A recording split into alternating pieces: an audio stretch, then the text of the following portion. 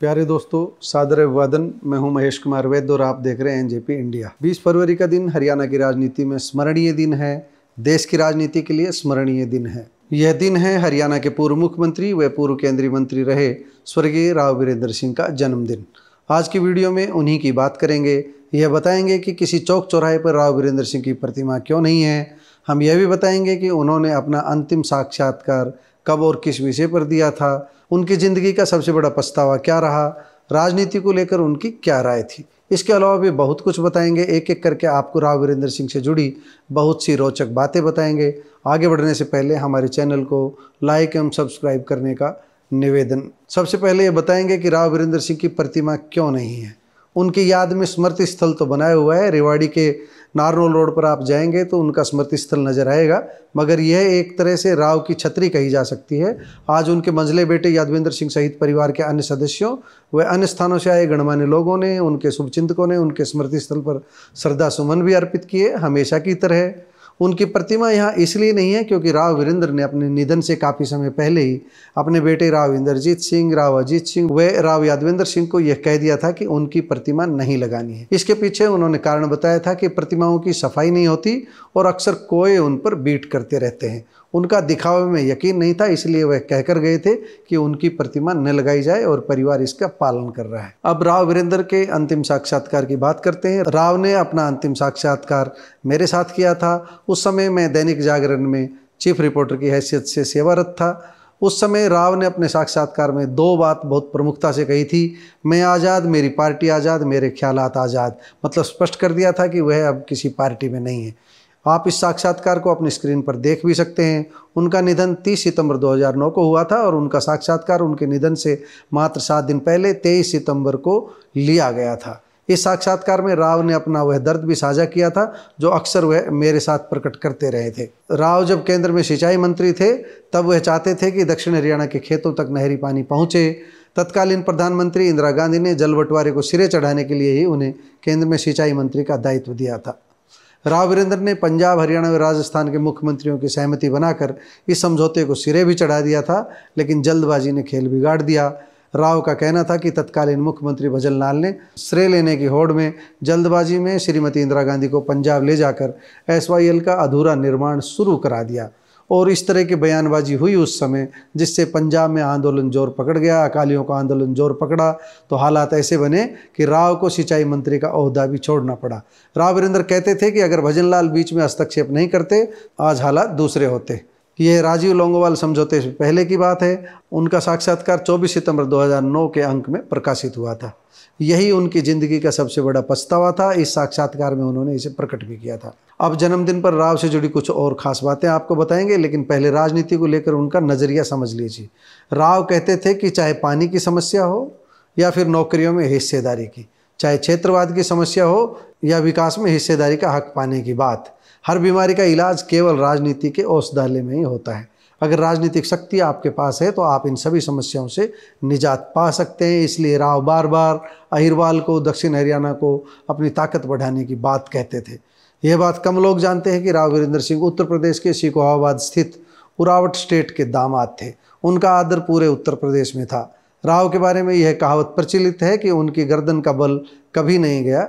यह है भी सच। जीवन पर्यंत राव की गर्दन टेढ़ी रही। यह उनका बांकपन था। गर्दन का यह बांकपन उनकी पहचान बना रहा। यह सच है कि राव वीरेंद्र सिंह मुलायम सिंह यादव, लालू प्रसाद यादव की तरह देश की राजनीति में अपनी जगह नहीं बना पाए, लेकिन इससे पूर्व के दौर की बात करें तो राव वाकई बेताज बादशाह थे। केंद्र की सत्ता में रहते हुए राव ने किसान हित में अच्छा काम किया।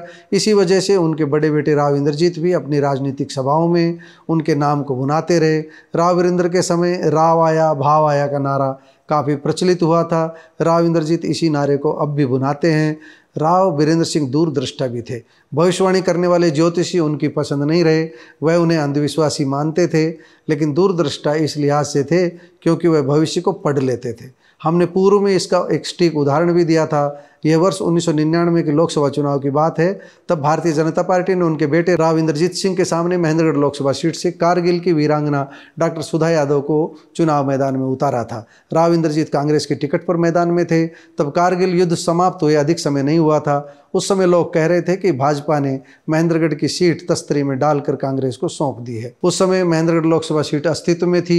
यह परिसीमन से पहले की बात है। इसके बाद गुड़गांव लोकसभा सीट अस्तित्व में आई। उस समय जब ज्यादातर लोग ये कह रहे थे कि राव इंद्रजीत सिंह की जीत बेहद आसान रहेगी, तब राव वीरेंद्र सिंह अपने कुछ खास लोगों को कहते थे कि संभल कर चलना, डॉक्टर सुधा यादव को कमजोर मत समझ लेना। वह हालात को भांप चुके थे और जानते थे कि उनका बेटा डॉक्टर सुधा यादव के सामने जीत नहीं पाएगा। उन्हें पता था कि लोगों में कारगिल की वीरांगना के प्रति झुकाव है, उनके प्रति सहानुभूति है। तब भाजपा के हरियाणा प्रभारी रहे आज के प्राइम मिनिस्टर नरेंद्र मोदी ने ही हरियाणा जीतने के लिए किसी कारगिल वीरांगना को इंद्रजीत के सामने उतारने की रणनीति बनाई थी। लेकिन राव अधिक परेशान नहीं हुए। उन्हें पता था कि राजनीति में उतार चढ़ाव आते ही रहते हैं। अब बात करते हैं राव के मुख्यमंत्री बनने की। हरियाणा गठन के बाद राव ने संघर्ष की राह अपनाई। जब प्रथम आम चुनाव के बाद कांग्रेस ने उन्हें सीएम नहीं बनाया और पंडित भगवत दयाल शर्मा को कमान सौंप दी, तो वह संयुक्त विधायक दल का नेता बनकर अपने दम पर मुख्यमंत्री बन गए। हालांकि उनका कार्यकाल 1 वर्ष का भी नहीं रहा, लेकिन कांग्रेस को आंख दिखाकर विशाल हरियाणा पार्टी बनाना और चुनाव लड़ना आसान नहीं था। राव ने कांग्रेस जैसी ताकतवर पार्टी के होते हुए भी विशाल हरियाणा पार्टी बनाकर अहिरवाल में अपनी पकड़ साबित की। काफ़ी अच्छी सीटों पर जीत दर्ज की। हालांकि बहुमत का आंकड़ा कभी नहीं पा पाए। हालांकि विशाल हरियाणा पार्टी को कभी बहुमत नहीं मिला, लेकिन वह एक बार विशाल हरियाणा पार्टी को दहाई के अंक में पहुंचाने में सफल रहे। इस बीच इंदिरा गांधी भी राव की ताकत को समझ चुकी थी। उन्होंने कोशिश करके 23 सितंबर 1977 को राव की विशाल हरियाणा पार्टी का कांग्रेस में विलय करा दिया। उन्होंने विलय का काम झुककर नहीं किया, बल्कि खुद इंदिरा गांधी को रेवाड़ी बुलाया और रेवाड़ी बुलाकर विशाल हरियाणा पार्टी का विलय किया। ऐसा नहीं है कि राव को राजनीति में हमेशा कामयाबी मिली। कई ऐसे अवसर आए जब राव को मुख्य धारा से अलग रहना पड़ा, बैकफुट पर रहना पड़ा। लेकिन अहिरवाल की राजनीति दशकों तक राव वीरेंद्र सिंह के इर्द गिर्द ही घूमती रही। उनका रामपुरा हाउस राजनीति का केंद्र बना रहा। अब थोड़ा सा राव वीरेंद्र के व्यक्तिगत जीवन के बारे में बता देते हैं। इनका जन्म 20 फरवरी 1921 को रेवाड़ी जिले के गांव नांगल पठानी में राव चंदेर सिंह के घर पर हुआ था। तब रामपुरा रियासत के राजा राव बलबीर सिंह की पत्नी ने इन्हें गोद लिया था। राव तुलाराम के वंशज होने के नाते भी राव वीरेंद्र को पूरे देश में आदर मिला, क्योंकि राव तुलाराम की एक महान स्वतंत्रता सेनानी के रूप में पूरे देश में पहचान थी। पूरे देश में उनका आदर था।